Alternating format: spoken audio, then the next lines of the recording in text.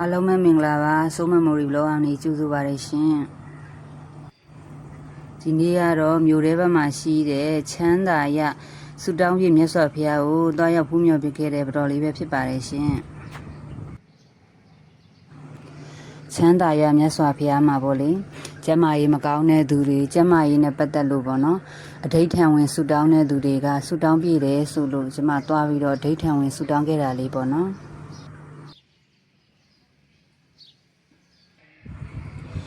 ချမ်းသာရဇေဒီတော်မြတ်ကြီးနဲ့ဘုရားပရဝံကတော့ငလျင်တန်ကြောင့်ပျက်စီးထားတာတွေကပြုပြင်နေသေးပဲရှိသေးတယ်ပေါ့နော်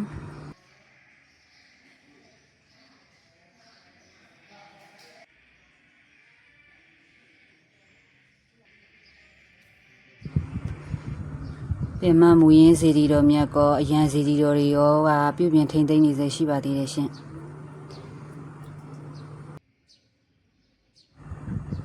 အရင်တစ်ခေါက်လာတော့ကတော့ဖျားဘက်ကိုပရဝံထဲကိုတေချာစီဆက်မရောက်ခဲ့ဘူးပေါ့နော်ဒီတစ်ခါကျမှပဲစုံအောင်လိုက်ပြီးတော့ကြည့်ပြတော့တယ်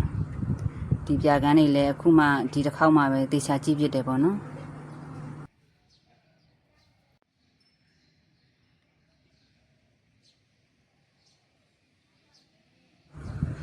ချမ်းသာရမြတ်စွာဘုရားနဲ့တလန်းထဲလို့ပြောရမယ်ချမ်းသာကြီးမြတ်စွာဘုရားရဲ့ဖျားဘက်ကိုလည်းပေါ့နော်တစ်ဆက်တည်းရောက်ဖြစ်ခဲ့တယ်ပေါ့နော်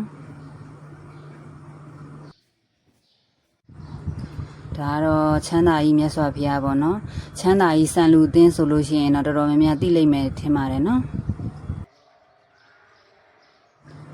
ဘုရားပရဝံကတော့လေတိတ်ဆိတ်အေးချမ်းပြီးတော့တရားနာကြတဲ့သူတွေတရားထိုင်ကြတဲ့သူတွေပိုများတယ်ပေါ့နော်တော်တော်လေးအေးချမ်းပါတယ်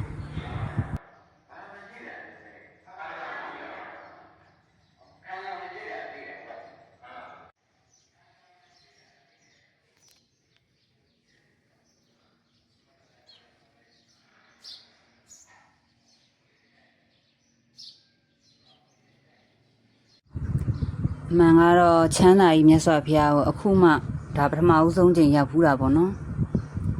မန္တလေးမှာနေတာကြပဲမလဲမရောက်ဖူးတဲ့ဘုရားတွေရတဲ့အများသားပဲပေါ့နော်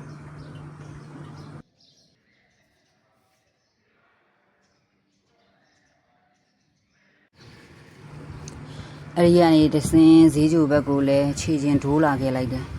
ကြတော့မုတ်လာစားတာပေါ့နော်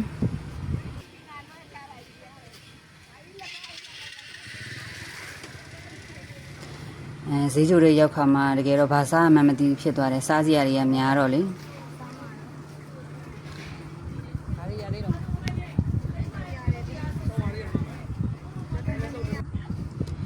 နောက်ဆုံးတော့ကြံရမရအုံတမင်းနဲ့ကြက်သားကြော်နဲ့မှားစားခဲ့လိုက်တယ်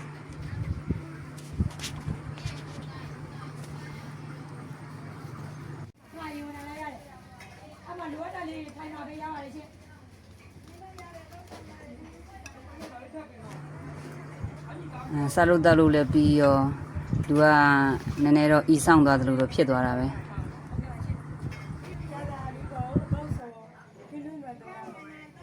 တငယ်ချင်းနဲ့လည်းတွေ့ဖို့ချိန်ထားသေးတာဆိုတော့သူနဲ့တွေ့မှပဲအကြီးဖြေတာပေါ့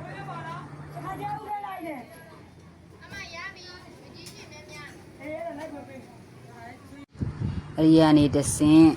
ရွှေကြီးမြင်ဖျားကိုလည်းသွားခဲ့တယ်ပေါ့နော်ဒီလိုပူပြင်းတဲ့ရာသီဥတုမျိုးမှာတော့ဒီဖျားကိုလာရတာပေါ့လေစိတ်ရောလူရောအေးချမ်းတယ်လို့ပြောရမှာပေါ့နော်အလွန်ကိုတိတ်ဆိတ်အေးချမ်းပြီးတော့ဒီမှာတော့များသောအားဖြင့်တရားလာထိုင်ကြတဲ့သူတွေပဲများတယ်ပေါ့နော်မြို့ထဲမှာဖျားတွေလည်းလှည့်ပူးပြီးဆိုတော့တငယ်ချင်းနဲ့စကားပြောအောင်ဆိုပြီးတော့အေးဆိုင်ဒိုးလိုက်တယ်ပေါ့နော်ဗီဒီယိုလေးကိုဆုံးထိကြည့်ရှုပေးကြတဲ့ရောက်စီတိုင်းအောင်ကျေးဇူးအများကြီးတင်ရှိပါတယ်ရှင်နောက်ဗီဒီယိုတွေမှာပြန်လည်ဆုံတွေ့ပါမယ်ကျမပျော်ရွှင်တဲ့ဘဝလေးမိုက်ဆိုင်နိုင်ကြပါစေ